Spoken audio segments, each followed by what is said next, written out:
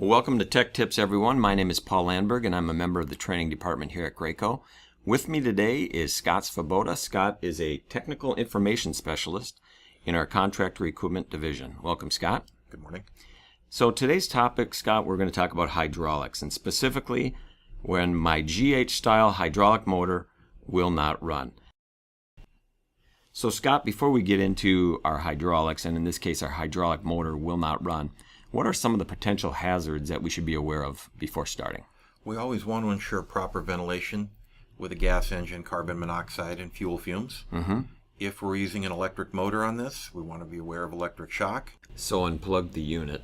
Okay. Of course, moving parts, and there is a potential of hot hydraulic oil. And of course, possible injection hazards, so pressure relief procedure. Let's talk about the first thing you would look at if, again, I got my hydraulic motor, but you know what? It's not running.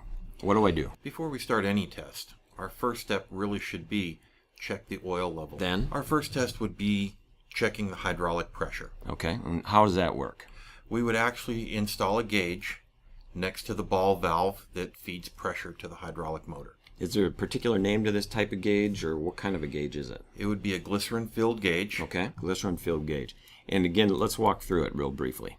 Well, once we disconnect the hydraulic pressure line at the ball valve, Okay. we'll install a gauge. Yep. And there are a set of fittings that we can offer our customers.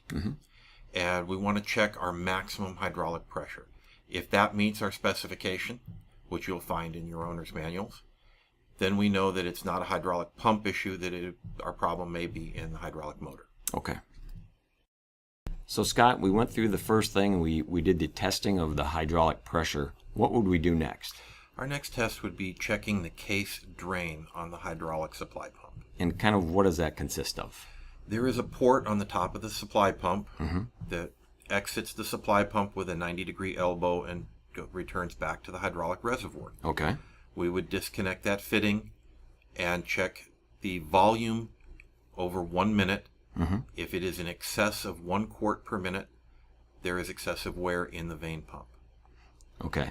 Is there anything else that we have to do when we're doing the case drain, or is that pretty much If the case drain is close to the 1 quart per minute mark, we would want to check the hydraulic oil temperature. Okay. We need to maintain a temperature well below 170 degrees Fahrenheit. And we would do all these things at the same time, pretty much. Case drain first, then temperature directly after. Okay. But we're in the same area, I guess. Same area of the pump. Yes. So Scott, you've tested the hydraulic pressure, you've gone through the case drain. Now what do we look for? Now we're looking for a trip rod that may be stuck or broken. Okay, and where exactly is that, and what exactly do we do? The hydraulic rod contains the trip rod, and that hydraulic rod is connected to the fluid pump. Okay. So for this test, we would need to remove the fluid pump from the unit. And then what do we do? How do we test it, and then what do we do if it's bad? What we would do is force the hydraulic rod to an extreme up or extreme lower position. Okay. To trip over. Then we would apply hydraulic pressure with the motor running. If the unit functions correctly, we've rectified our problem.